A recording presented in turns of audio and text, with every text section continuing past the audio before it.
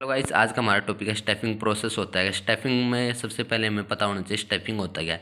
तो continuous process of finding, selecting and developing the relationship with current and future employees. यानी कि staffing एक process है जिसमें हम फाइंड करते हैं नए वर्कर को, बाद में उनको सिलेक्ट करते हैं और बाद में हमारे पुराने और नए वर्कर्स के बीच में रिलेशनशिप अच्छा करते हैं। स्टाफिंग प्रोसेस में 8 स्टेप होते हैं जो मोस्ट इंपॉर्टेंट है। पहला स्टेप क्या है? Estimating the man power requirement, यानी कि इसमें हम पता करते हैं कि हमें कितनी रिक्वायरमेंट है पर्सनस की। Know how many persons we need but also their age and gender, यानी कि इसमें हम पर्सनस पता करते कि हमें कितनी वैकेंसी है हमारी कंपनी में और हमें किस एज के पर्सन चाहिए, मेल चाहिए या फीमेल चाहिए। नेक्स्ट हमारा रिक्रूटमेंट यानी भर्ती।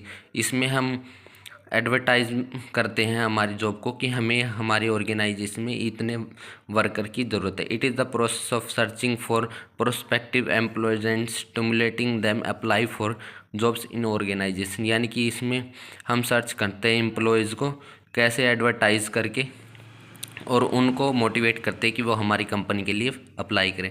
नेक्स्ट है हमारा सिलेक्शन। सिलेक्शन हम कैसे भी कर सकते हैं, इंटरव्यू लेके कर सकते हैं, एग्ज़ाम लेके कर सकते हैं और मेडिकल टेस्ट वगैरह लेके।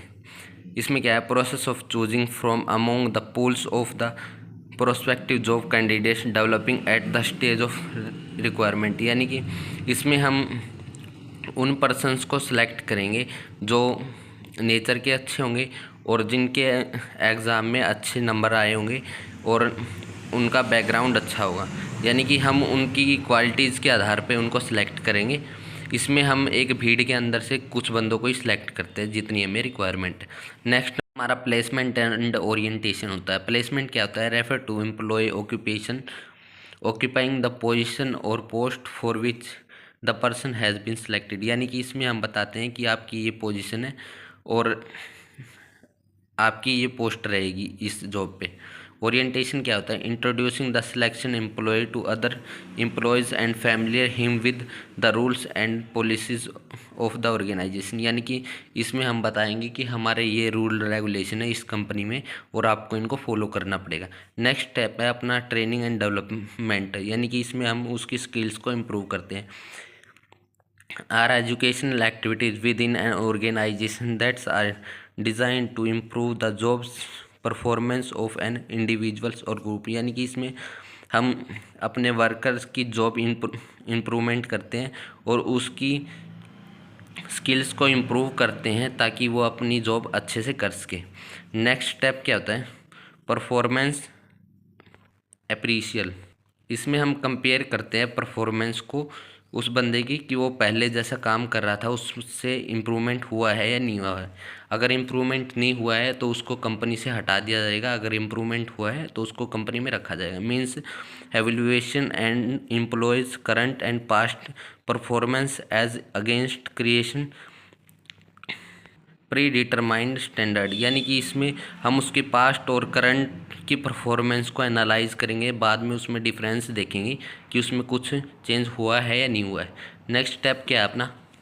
प्रमोशन एंड करियर प्लानिंग, यानी कि इसमें अगर उसकी परफॉर्मेंस अच्छी है तो उसको हम नेक्स्ट लेवल पे शिफ्ट कर देंगे।